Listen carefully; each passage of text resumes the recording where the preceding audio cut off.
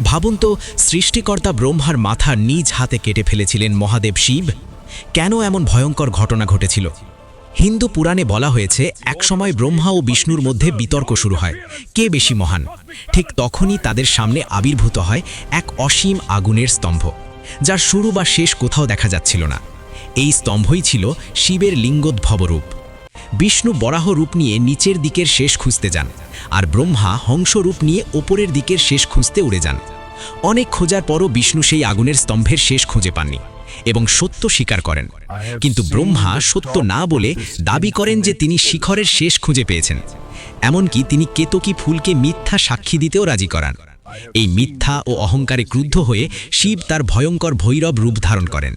তারপর শিব ব্রহ্মার পঞ্চম মাথাটি কেটে দেন শাস্তি হিসেবে। এই ঘটনার পর ব্রহ্মাকে অভিশাপ দেওয়া হয় যে পৃথিবীতে তার পূজা খুব কম হবে, আর কেতকী ফুলও শিব পূজায় নিষিদ্ধ হয়ে যায়। এই কাহিনী পুরাণে অহংকার ও মিথ্যার ফল কত ভয়ঙ্কর হতে পারে তারই এক শক্তিশালী উদাহরণ হিসেবে বলা হয়।